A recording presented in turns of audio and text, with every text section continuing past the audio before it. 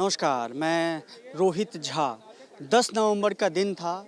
देर शाम लगभग 6:52 पर लाल किले के ठीक सामने एक ज़ोरदार धमाका होता है। वो धमाका इतना तेज़ था कि शुरुआती दौर पे तो ये लग रहा था कि सीएनजी धमाका है, लेकिन उस धमाके की इंटेंसिटी का आप इसी से अंदाज़ा लगा सकते हैं कि उसके कई 100 मीटर तक जो है गाड़ियों के परखच्चे उड़ गए और जो भी आसपास उसके मौजूद थे वो लगभग दूर जब छिटक गए थे। तो इस वक्त उसी लाल किले के जो ब्लास्ट वाला जो साइट है उसी के सामने हम लोग मौजूद है। ज़रा सा कैमरा पैन करके उधर दिखाएं। मेरे लेफ्ट हैंड साइड में आप देख पाएंगे कि वो लाल किला है। लाल किला के ठीक सामने जो उसका गेट है उसके आप थोड़ा सा पीछे अगर जाएंगे वो देखेंगे जो ब्लास्ट साइट है उसको अभी सफ़ेद पर्दे से पूरी तरीके से ढक दिया गया। जो जांच एजेंसियां वो लगातार हर संभव चीज़ों को खंगाल रही है, टटोल रही हैं और समझने का प्रयास कर रही है। तो ये आतंकी हमला है या नहीं है ये वक्त बताएगा, लेकिन ये दुर्घटना भी कही जा सकती है और आतंकी हमला भी कहा जा सकता है। अभी तक इसकी पुष्टि हम नहीं कर रहे हैं, हम सनसनी फैलाने का काम नहीं करते हैं। जांच एजेंसियां अपनी काम कर रही है, लेकिन अभी तक शुरुआती चीज़ों को अगर टटोला जाए, खंगाला जाए तो उससे थोड़ा सा अगर आप देखें तो आतंकी हमले की ज़्यादा आपको थोड़ा सा जो है पलड़ा उस तरफ आपको भारी दिखेगा। इसलिए भारी दिखेगा क्योंकि कई सारी चीज़ें डॉट्स अगर आप कनेक्ट करेंगे, क्योंकि एक फ़िदायीन हमला भी कहा जा रहा है इसको, क्योंकि गाड़ी में खुद एक जो व्यक्ति में मौजूद था उसके कनेक्शन कश्मीर से बताए जा रहे हैं और जो व्यक्ति गाड़ी में मौजूद था उस वक्त उसका नाम डॉक्टर उमर भी बताया जा रहा है। और ये चीज़ें थी, गाड़ियाँ जो गाड़ी थी, जिस गाड़ी का इस्तेमाल हुआ वो नंबर प्लेट जो था वो हरियाणा का नंबर प्लेट था। लेकिन आप ज़रा मेरे पीछे ज़रा दिखाएं, कैमरा थोड़ा सा अगर जूम करें तो मैं थोड़ा सा लोकेशन आपको दिखाना चाह रहा हूँ, लोकेशन का ज़रा जायज़ा आपको देना चाह रहा हूँ। लाल किला मौजूद है, मेरे ठीक पीछे दिखेंगे, उसके ठीक आगे सड़क के इस पार आपको जैन मंदिर दिखेगा और उसी के दोनों के बीचों बीच जो है थोड़ा सा अगर आप 50 से 60 मीटर अगर आगे जाएंगे तो आपको जो है वो धमाके वाली जो साइट है वो आपको दिखेगी। तो ये देर शाम जो है ये दुर्घटना हुई थी। दुर्घटना भी कह सकते हैं, आतंकी हमला भी कह सकते हैं, लेकिन हम इसकी अभी भी पुष्टि नहीं कर रहे हैं, मैं बार बार कह रहा हूँ। लेकिन आप ज़रा ये चांदनी चौक का चूँकि इलाका है, थोड़ा सा आप क्राउड भी नीचे करके दिखाएं। हम थोड़ा सा आपको एरियल व्यू दिखाने की कोशिश कर रहे हैं कि ये आम दिनों में कितना व्यस्त इलाका माना जाता है। आप अभी कह सकते हैं कि धमाके के बाद अगर आप कह सकते हैं कि मतलब इतने लोगों का जमावड़ा अगर आप देख रहे हैं, भीड़ देख रही है, तो आपको अंदाज़ा लग सकता है कि सोमवार का दिन था, शाम के लगभग 7 बजे थे। कई लोग दफ्तरों से भी लौट रहे थे, उस वक्त दफ्तरों से लौटने का भी समय था। लोग चांदनी चौक में आमतौर पे खरीदारी करने के लिए भी आते हैं, घूमने के लिए भी आते हैं। आपका क्या नाम है? लक्की नाम है। लक्की जी, यही दुकान है आपके?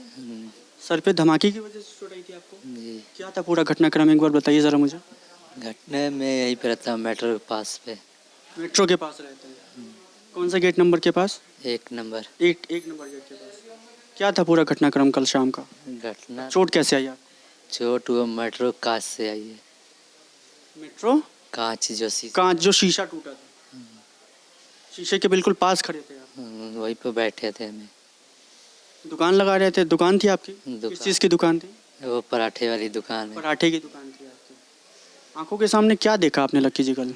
आंखों के सामने तो देखे बम बोल आंखें के सामने देखे कुछ नहीं। और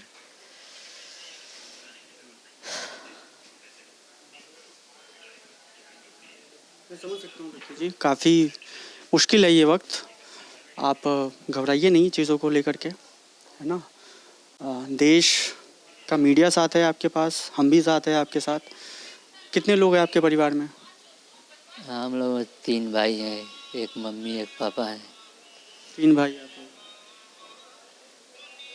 तो फिर चोट आई उसके बाद फिर क्या आप मतलब वहीं पे गिर पड़े थे या खुद से आप अस्पताल गए थे या कोई ले गया था आपको? उनके साथ गए थे। किनके साथ गए थे? वो बैठे। ये आपके भाई हैं? वो बगल में दुकान है ना। बगल में उनकी भी दुकान है। बेहोश हो गए थे आप उस वक्त? होश में ही थे? होश में ही थे। आंखों के सामने क्या देखा था लक्की जी, अगर थोड़ा सा अगर आप बता पाए थोड़ा? सामने तो खड़ी अंधेरा लाल बत्ती थी, रेड लाइट था वो वाला जी। उसके बाद क्या देखा आप? मैं उठे तो फिर देखे पीछे तो गाड़ी जल रही थी। उस समय कब उठे तो उसमें पता नहीं चला मेरे को। सब इतनी तो तेज धमाका था कि गाड़ियाँ कितनी लगभग जली होंगी वहाँ पे आपके आसपास आंखों के सामने? आंखें के सामने पास तो देखे 2-3 जल रही थी। 2-3 गाड़ियाँ जल रही थी। धमाके बहुत तेज था इसका। किसी व्यक्ति संदिग्ध व्यक्ति को भी आपने देखा था? कोई गाड़ी चला रहा था जो मतलब जिस गाड़ी में धमाका हुआ उसको आपने बढ़ते हुए आगे देखा था? नहीं, उसको तो नहीं देखा। नहीं देखा था आपने, बस धमाका हुआ ये देखा। देखे बस। कौन से अस्पताल में ले जाया गया था आपको? अरे यहीं पे अंगूरी बादल जाए गए थे। वहीं पे पट्टी हुई आपकी। जो लोग झुलसे थे वहाँ पे, जिनकी लाशें पड़ी हुई थी, डेड बॉडीज पड़ी हुई थी, उनका क्या मंजर था? उनका मंजर क्या है, मैं तो वीडियो में देखा हूँ सुबह। उसके बाद आपने सुबह देखा कि कितना भयावह था।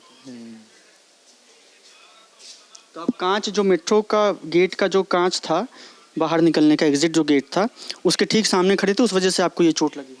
जी, इधर रहते हैं, इधर पीछे साइड। आपका क्या नाम है भाई? आपका नाम राहुल है? हाँ जी। क्या करते हैं आप राहुल जी? होटल पे काम करते सामने। होटल है आपका? किस चीज़ का होटल है? खाने का। खाने पीने का होटल है। पराठे बेचते हैं आप भी? नहीं, पराठे नहीं, सामने रोटी सब्जी का। रोटी सब्जी बेचते हैं। क्या देखा कल आपने राहुल जी? कल ये उधर के साइड में, पल्ली साइड में बम बम फट गया, चौकी के बराबर में, वो देखा था। उस वक्त आप काम ही कर रहे थे होटल में जिस वक्त? नहीं, छुट्टी था, यहाँ पे लेटे हुए थे हम। और जिस टाइम में वो भी फोन में फिल्म वगैरह देख रहे, जिस टाइम में आके देखा ना, उस टाइम में बिल्कुल धूल सा हो गया था, बिल्कुल ही आग की चपटे बहुत ज्यादा ऊंची दिख रही थी, बहुत ज्यादा। उसके बहुत ऊपर तक? हाँ, बहुत ऊपर तक थी। वो भी पब्लिक भाग रही थी, हम भी ऐसे भागने लगे, देखा वो भी देखा, बिल्कुल इधर उधर भगदड़ मच गई थी बहुत ज्यादा। तो धमाका कितना जोरदार था इसका अंदाज़ा आप इसी बात से लगा सकते हैं कि जो ब्लास्ट वाली साइट है उससे लगभग 400 से 500 मीटर आगे खड़ा हूँ मैं, और वहाँ खड़ी एक गाड़ी की आप कंडीशन देख सकते हैं। आगे का शीशा पूरी तरीके से टूट चुका है, और जो इसके साइड विंडोज़ हैं उसको भी ज़रा कैमरा पर्सन आगे आकर के ज़रा दिखाएं कि वो भी पूरी तरीके से क्षतिग्रस्त हो चुका है। तो धमाका कितनी ज़्यादा ज़ोर का था, इसी बात से आप इसका अंदाज़ा लगा सकते हैं कि ये गाड़ी पूरी तरीके से, आप इसके परखच्चे लगभग उड़ गए हैं। आप देखिए कि इसके जो बॉडी पार्ट्स हैं, आप उसको देखिए किस तरीके से, ऐसा लग रहा है इस गाड़ी का एक्सीडेंट कहीं पे भी नहीं हुआ है।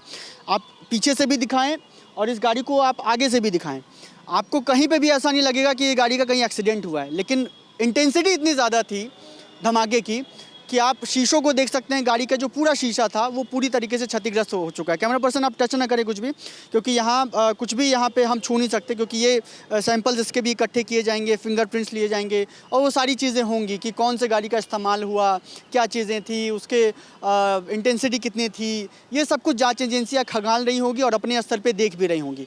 तो ये गाड़ी को दिखाने का मकसद यही था कि आप इस बात का अंदाज़ा लगा सकते हैं कि अगर वो CNG ब्लास्ट होता तो उसकी इंटेंसिटी इतनी ज़्यादा नहीं होती कि 400 से 500 मीटर आगे खड़ी कोई गाड़ी इस तरीके से क्षतिग्रस्त हो जाती।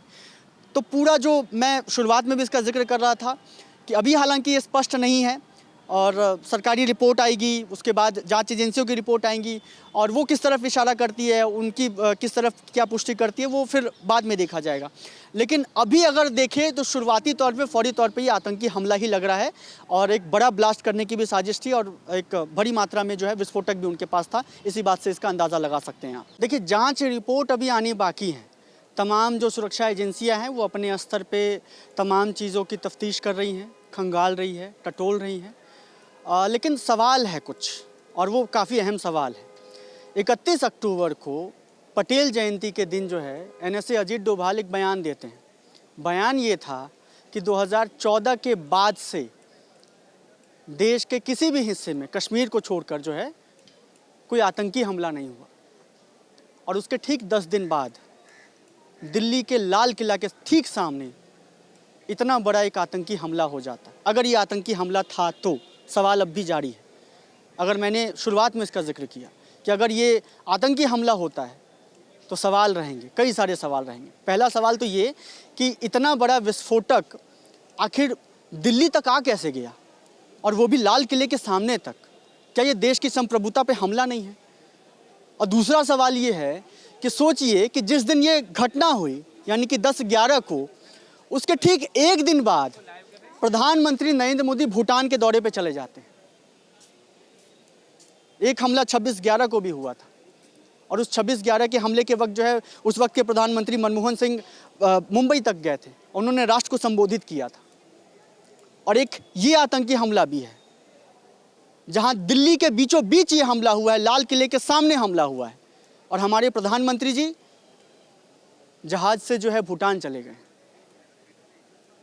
अमित शाह जरूर आए थे यहाँ पे कल, उन्होंने इलाके की रेकी भी की, सुरक्षा एजेंसियों से बातचीत भी की, लेकिन क्या प्रधानमंत्री का हक नहीं बनता, प्रधानमंत्री की जिम्मेदारी नहीं बनती कि वो राष्ट्र को संबोधित करे, आए कि दिल्ली में हमला हो गया है, देश की राजधानी में ये हमला हो गया है।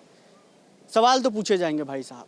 हमने पुलवामा हमले के वक्त भी सवाल पूछा था कि क्यों हमारे जो फौजों का जो दस्ता था उसको क्यों जो है एयरलिफ्ट करके नहीं भेजा गया, कैसे उतनी बड़ी सामग्री, उतनी बड़ी मात्रा में जो है वहाँ तक चला गया था, पुलवामा तक कैसे विस्फोटक चला गया था। हमने उस वक्त भी पूछा था सवाल।